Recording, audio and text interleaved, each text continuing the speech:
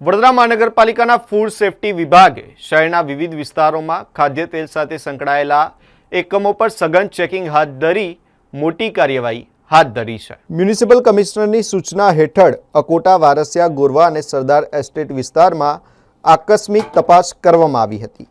તપાસ દરમિયાન કુલ 15 જેટલા ફૂડ વેન્ડિંગ અને ઉત્પાદન એકમોની ચકાસણી કરવામાં આવી હતી, જેમાં મરચા પાવડર, રતલામી સેવ અને રિફાઇન્ડ પામોલિન ઓઇલ સહિત કુલ 10 ખાદ્ય પદાર્થોના નમૂના લેવામાં આવ્યા હતા। આ તમામ નમૂનાઓ પરીક્ષણ માટે ફતેગંજ સ્થિત પબ્લિક હેલ્થ લેબોરેટરીમાં મોકલવામાં આવ્યા હતા। કાર્યવાહી દરમિયાન વારસિયા, ગોરવા અને સરદાર એસ્ટેટ વિસ્તારમાંથી કુલ 967 કિલો શંકાસ્પદ રિફાઇન્ડ પામોલિન ઓઇલનો જથ્થો સીઝ કરવામાં આવ્યો હતો। જપ્ત કરાયેલા તેલની અંદાજિત કિંમત રૂપિયા 1.53 લાખથી વધુ હોવાનું જાણવા મળ્યું છે। ફૂડ સેફ્ટી વિભાગે જણાવ્યું છે કે નાગરિકોને શુદ્ધ અને ગુણવત્તાયુક્ત ખાદ્ય પદાર્થો મળી રહે તે માટે આવી ઝુંબેશ સતત ચાલુ રહેશે। ભેળસેળ અને નીચી ગુણવત્તાના વાળા ખાદ્ય પદાર્થો સામે આગામી દિવસોમાં પણ કડક કાર્યવાહી હાથ ધરવામાં આવશે।